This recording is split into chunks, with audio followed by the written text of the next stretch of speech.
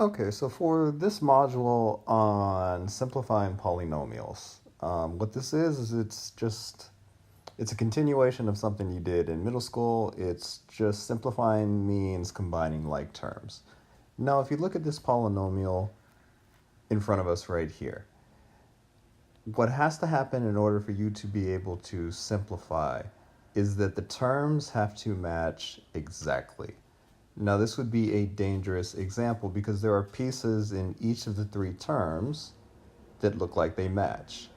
You have this 4x squared y.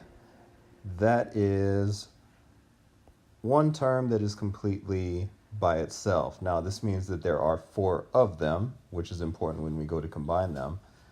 But if you move on to the next term, 2x squared, this is something that is completely different from the first term. Yes, it has a piece of that 4x squared y, but they don't actually share anything in common, so they can't be combined.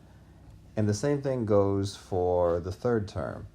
This y is a part of that 4x squared y, but it doesn't match exactly, so they can't combine. So this, as it stands right now, is already simplified.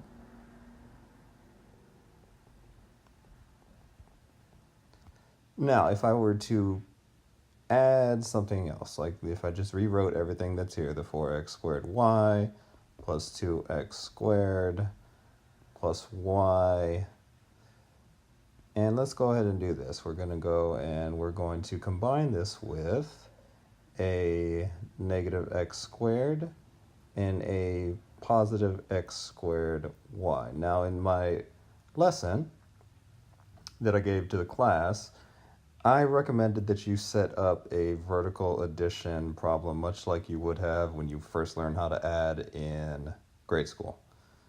And so you write all of the terms from the first polynomial. And then you look at the second one. We're doing addition. This one, nothing tricky happens, like with subtraction, but we're not quite there yet. And you just write these terms underneath the ones that they match. So we have an x squared here. This matches with the 2x squared in the first polynomial. So if you set up your vertical addition, there is a negative x squared underneath this. And if you look at the third term, the next term in that polynomial, the positive x squared y, this only matches with the first term in the first polynomial. And so you would go ahead and write that as is underneath here. And we have now set up our vertical addition for these two polynomials. Now, there's one thing, we don't write this here, but there's one of these. And when you are combining these polynomials, when you're simplifying them, you are looking for the ones that match, and then you're adding their coefficients together. This tells you how many total that you have. And so 4 plus 1 is 5 of this x squared y. A 2x squared and a negative 1 x squared leaves you with simply x squared. And the y isn't interacting with anything. It doesn't match with anything. So we just write this here, and you are now completely simplified.